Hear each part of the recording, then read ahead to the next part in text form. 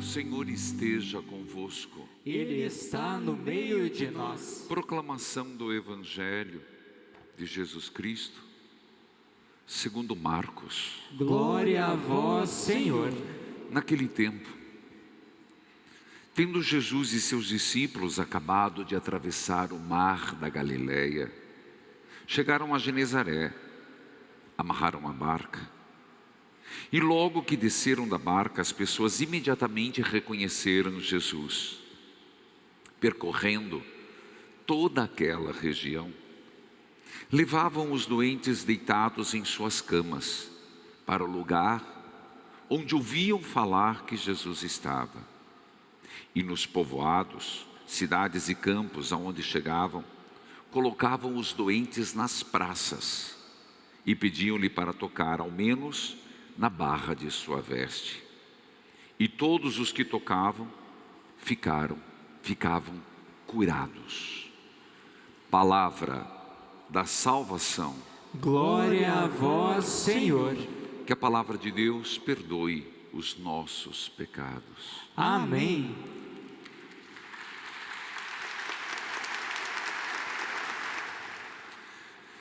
Amado povo de Deus, nós estamos no Evangelho de Marcos e lembremos que o objetivo de Marcos é dizer que Jesus é o Filho de Deus. Ontem, na missa das 11, eu pude me estender um pouco mais e explicava todo o sentido do estado febril da sogra de Pedro e o que ela representava. E buscando lá em Jó, que foi a primeira leitura, a compreensão do estado lamentável do ser humano, que se sente prostrado por tantas razões, dentre elas agora, pela pandemia, pela doença, pelas tribulações. Hoje mesmo no rádio foi possível, até colocamos agora, mãe colocando sobre o filho preso. É uma tribulação tremenda, é uma inquietude na alma, uma dor profunda para uma mãe. Mas também criança com tumor. Tudo isso nos faz questionar, nos faz pensar profundamente. Mas eu só busco, sem adentrar, quem quiser acompanhar, escutar bem tudo o que significa Jesus que curou a sogra de Pedro. Pode pegar, está no YouTube, ontem, a pregação das 11 da manhã. Porque quando Jesus vem, segundo os evangelistas, curando os enfermos, tem um propósito muito grande. Ele é o Filho de Deus. É dizer para todos que o estado de doença não foi um estado pensado por Deus, nem querido, nem amando de Deus que a doença vem. Ela faz parte da nossa fragilidade e contingência. E os justos ficam doentes. Os santos ficam doentes. Também o sofrimento não é vontade de Deus, mas o sofrimento compreendido à luz de Jesus Cristo, ele tem um significado diferenciado, porque do contrário, valeria aquilo que Jó disse, de que vale a vida, é sofrer, de que vale a vida, se o trabalhador que eu invejo, durante o dia, ele está trabalhando, mas à noite ele descansa e dorme, e eu na minha angústia, nem sei se vou dormir, e quando me deito, a angústia me consome. De que vale a pena viver? É um questionamento sapiencial. E por isso, quando Jesus cura, Ele está dando uma resposta para a nossa própria fragilidade. Uma palavra muito atual hoje, nos dias difíceis de pandemia, de incertezas e de tudo. Quando eu falo em incerteza, a gente começa a ver aumentar a carestia, as coisas subindo, não é verdade?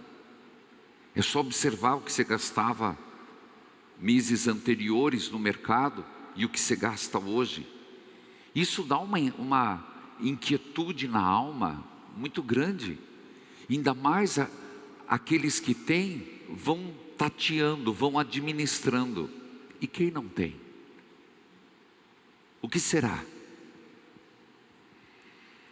Hoje, portanto, é um eco do domingo. Ele é o Senhor. Ele quer curar nosso estado febril. Ele é o Senhor. E por isso, Jesus desce na fragilidade humana. Se nós entendêssemos, e preciso voltar à cura que ele fez da sogra. Ele se aproximou dentro de casa. 3 vezes o evangelho de ontem falou a palavra casa. 3 vezes. Casa quer dizer, eu estou do teu lado. Casa quer dizer, no teu cotidiano, eu estou. É muito forte. Jesus estende a mão, se aproxima, pega a mão da sogra, e quando ajuda a levantar, e quando ela se levanta, a febre a deixou. Não é antes. Tudo isso está lá. Mas eu preciso voltar hoje para você entender o evangelho de hoje. As curas de Jesus. A presença de Jesus cura. A presença de Jesus liberta. Mas veja, nós não nos iludamos, Jesus não curou todos os doentes. E não era o propósito. Mas a presença dele transformava vidas. Hoje, por exemplo, de novo, vou citar um nome que eu não arrisco dizer porque é um tanto diferente, que disse: padre, no meio da pandemia, eu com uma gastrite nervosa, quem perdeu escuta à noite, e eu me deparei,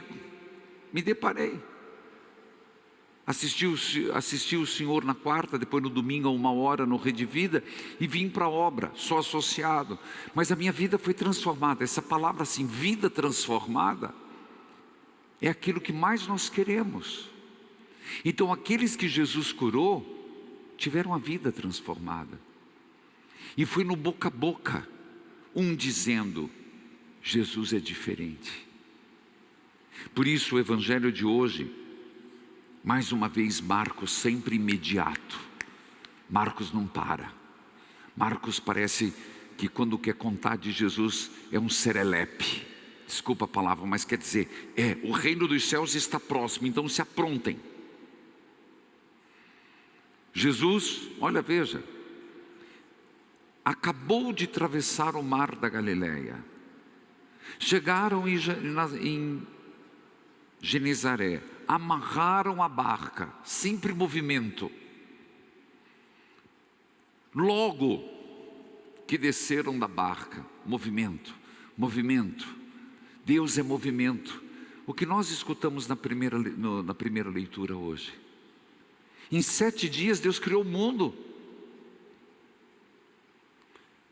Deus é movimento. Por isso que o Senhor, num determinado momento, Jesus vai dizer, não é o homem que está para o sábado, mas sábado que está para o homem, para dizer que Deus continua trabalhando, a obra da criação não terminou.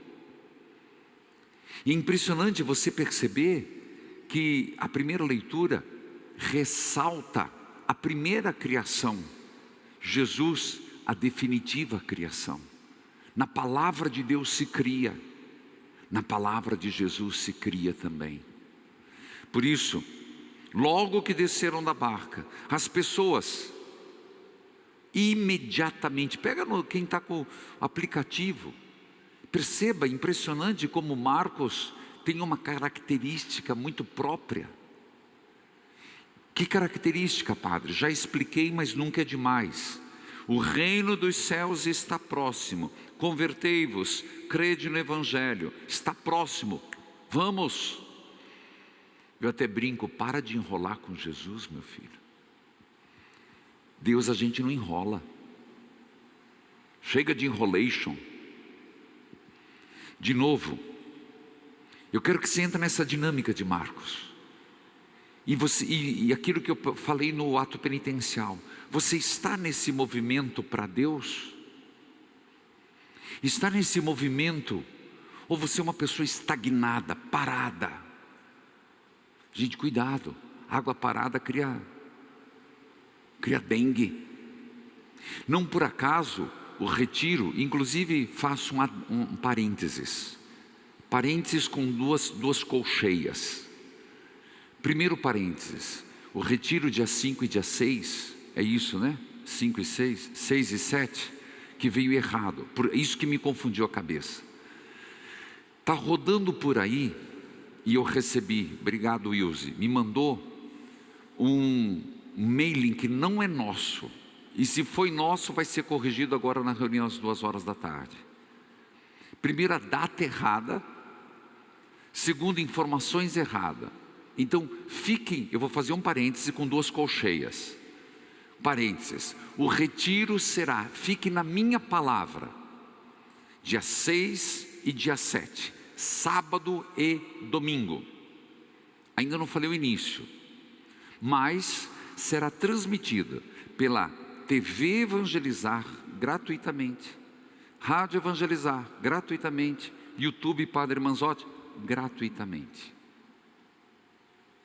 Vai ter uma parte exclusiva que é a adoração, mas esqueçam isso por enquanto, que nós vamos querer instigar que você entre no ID+, mas isso também vai ser a custo zero, é apenas um passo a mais. Fiquem com isso que eu estou dizendo. Se você receber qualquer coisa diferente disso, faz um favor para mim, delete. Até eu me confundi na data, porque eu li há pouco. Então, delete. Isso não é verídico. O pessoal tem um capricho, né, de confundir a cabeça dos outros. Se dá o trabalho de ficar digitando coisa. Por favor, repito. Dia 6, dia 7, sábado e domingo. Será transmitido pela TV Evangelizar, pela Rádio Evangelizar, pelo YouTube Padre Manzotti, gratuitamente. Vai ter um momento exclusivo que vai para o ID+? Sim, gratuitamente. Fica com isso e ponto final. É presencial? Não é presencial. Por quê? Não preciso ficar fazendo explicações. Fechei o parênteses, fechei o colcheia e voltemos.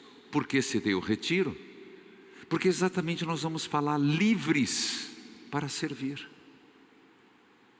As curas de Jesus, a de ontem da sogra de Pedro, livre para servir. De novo, posso retomar o Evangelho? Pega essa dinâmica de Marcos, é bonito de ver, isso é só de Marcos, viu? Lucas é outro, João é outro, olha lá. Acabado de atravessar o mar da Galileia, chegaram a Genezaré, amarraram a barca, logo desceram da barca. As pessoas imediatamente reconheceram Jesus. Percebeu o time? Isso é Marcos. É como que dissesse para mim: meu filho, acorda. Minha filha, pelo amor de Deus, acorda. Sai desse marasmo. Mas, não tem mais aqui, ó. Pá. E a vida é assim, meu filho. Eu que gosto muito daquele que vai com a areia descendo.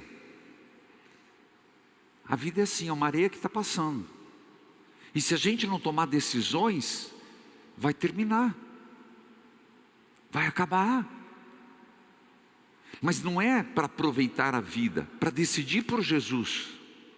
Tomar a decisão de seguir Jesus.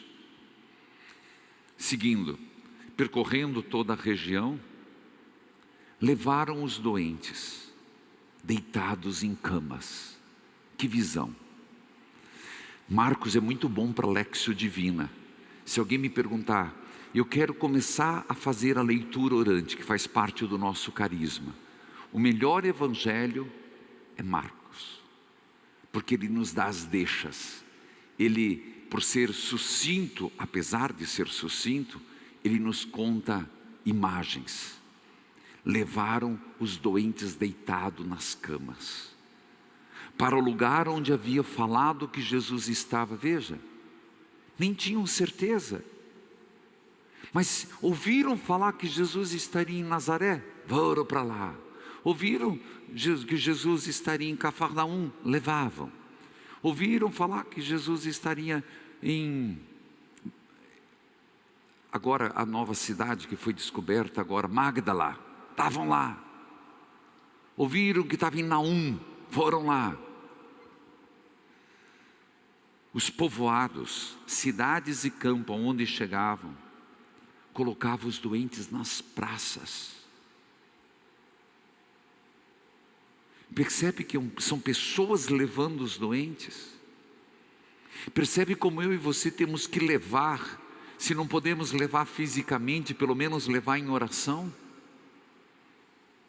Trazer em oração na presença do Senhor? Pediam para tocar ao menos na barra da veste. E todos quanto tocavam ficavam curados. Ô fé, que eu queria ter um pouquinho. Filhos, quem é tocado pelo Senhor muda. Hoje, eu quero contar a história de uma santa que foi tocada por Jesus. Santa Josefina Baquita. Não tem história mirabolante, não espere. Mas uma mulher que é o exemplo. Me encanta essa história. Ela nasceu no Sudão, na África. Lembro a data porque um século antes que eu nasci, 1869. No tempo da escravidão. Ela não recebeu, ela tinha um nome africano, mas ela foi raptada, como acostumava muito. E ela teve um lapso que ela esqueceu o nome de batismo, não, o nome de seus pais que lhe deram, nunca mais lembrou. Tamanha foi a violência. Quem colocou o nome de Baquita foram os raptores. Ela sofreu humilhação, sofrimentos físicos, morais, uma profunda escravidão.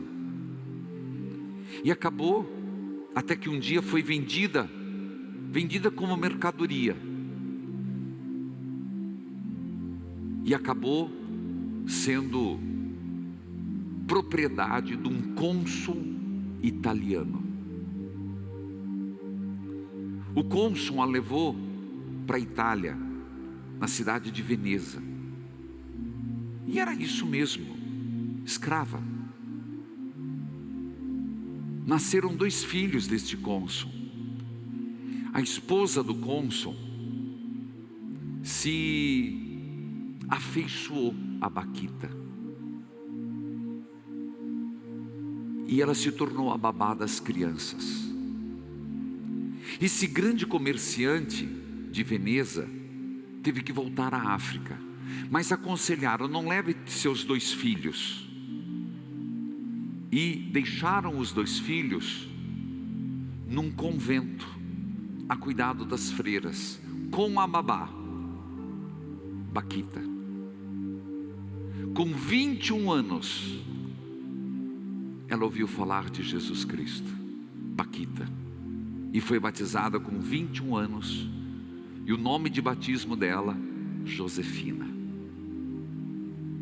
Quando seus donos voltaram do Sudão, lhe deram a liberdade, e ela preferiu ficar no convento.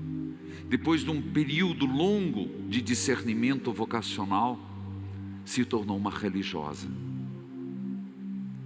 Uma mulher de profundo sofrimento, mas também não encontrou dentro do convento muito carinho e amor.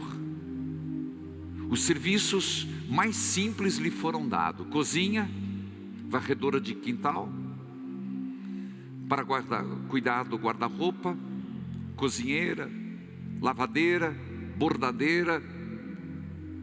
Mas ela tinha uma docilidade que ela encantou não só o convento, como todos da cidade.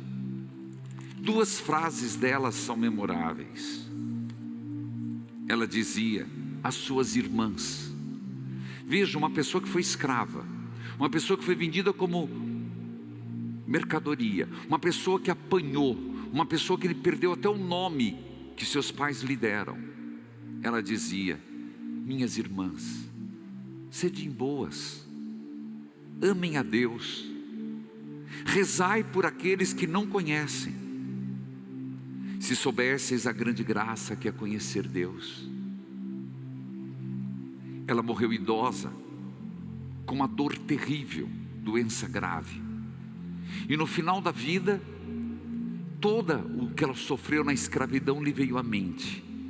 E ela foi liberta desses pensamentos, sofrimentos, por Nossa Senhora. E quando terminava a vida, ela morreu dizendo Nossa Senhora. E suas palavras últimas, dentre as últimas, foi: vou devagar. Era a frase dela. Vou devagar, passo a passo, porque levo duas grandes malas. Vou repetir o começo. Ela dizia: vou devagar, passo a passo na vida, porque levo duas grandes malas. Numa, os meus pecados; na outra, muito pesada, os méritos infinitos de Jesus. Quando eu chegar lá no céu, continuava Josefina Baquita, abrirei minhas malas e direi a Deus: Pai, agora me julgue. Mas São Pedro, fecha a porta, porque daqui eu não saio. Santa Josefina Baquita, rogai por nós. Foi beatificada por São João Paulo II e canonizada no ano de 2000. E é conhecida como a Santa Irmã Morena. Foi uma mulher que foi tocada por Jesus, curada por Jesus, salva por Jesus, que tinha tudo para ser uma mulher rancorosa, vingativa e amarga, mas que a gota do sangue de nosso Senhor a fez dócil, a fez esposa de Cristo.